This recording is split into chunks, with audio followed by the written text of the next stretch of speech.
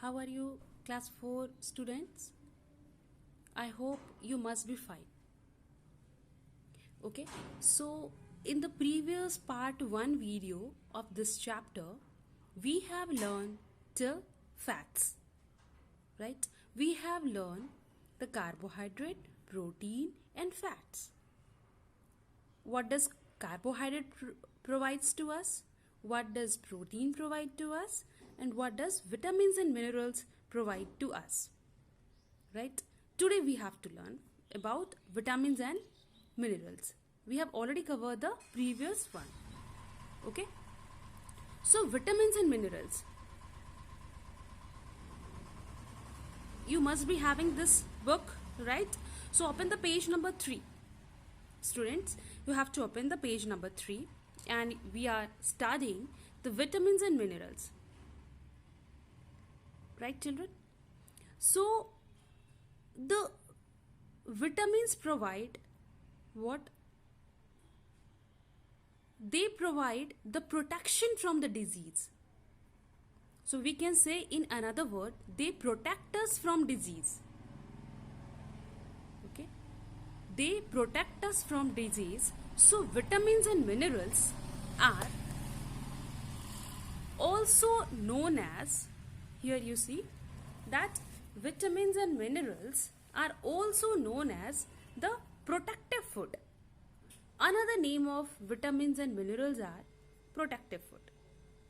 Why? As the name specify, that protective food means it protects us. So it will protect from what? It will protect us from diseases. They will keep us fit and healthy. Okay? So we should take the vitamins and minerals in the proper ratio. Okay? The next we will learn about the minerals. Okay? We will learn about the minerals. So what is the use of mineral, children? In together I have said that vitamins and minerals is known as protective food. So they protect us from disease. Now a little bit we will learn about minerals differently and vitamins differently. Okay. So minerals are actually needed in our body for bones, for teeth and for blood. Minerals are needed in our body for bones, teeth and blood. The sources which provide us minerals are the spinach, the milk, salt and fruits. Right? Then let's come to the vitamins. So minerals we have learned, that is necessary for our bones, teeth and blood. Okay. Yes, we can learn one more thing, that here you can see, here I have written that calcium, potassium, sodium, iodine, iron. Right? These are the minerals. These are the some of the examples of minerals. These are the sources of food. Means in what food we will get the minerals. But these are what? These are the examples of minerals. In a common term, it is minerals. But again, this is the example of minerals. What is that? It is calcium, it is potassium, it is sodium, it is iodine, it is iron. Okay. Iodine, you know that everybody knows the iodine.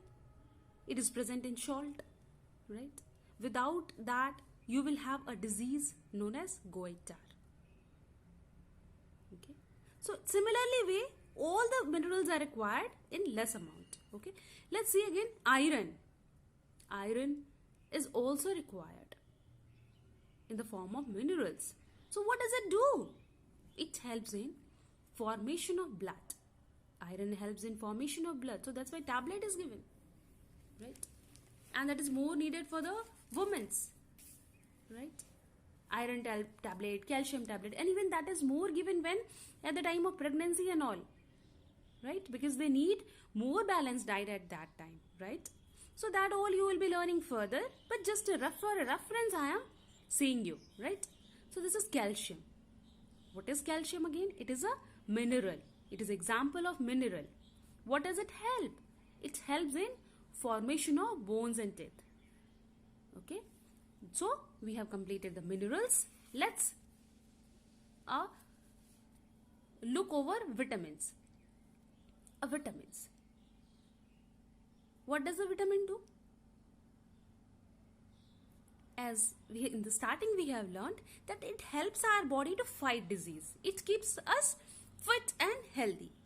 And the sources which are vitamins are available as fresh fruits, fresh vegetables and milk and many more. Okay. So I hope that vitamins and minerals are clear to you, children. Okay. So let's move further. So the next topic which we have to deal is roughage and water. My dear children, the roughage or fiber, as we have learnt here, if you remember it, I have shown you this screen that nutrients gives us what? In the nutrients is proteins, fats, carbohydrate, roughage and water, vitamins and minerals. Right? But actually the roughage and water does not provide any nutrients to us. It does not provide nutrients. Okay? But this is the most required thing.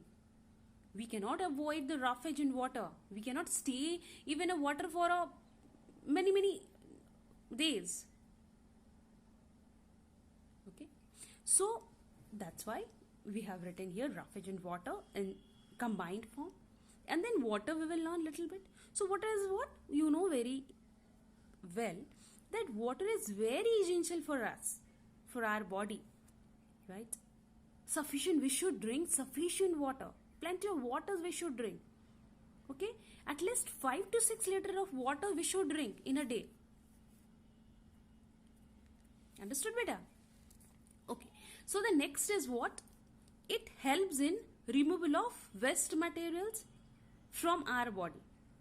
What does? What it helps in removal of waste materials from our body? So this is, we are talking about the roughage. Roughage, another name is fiber also. Okay. Roughage, another name is fiber also. Once again, I am repeating, the roughage and water does not provide any nutrients to us. Okay.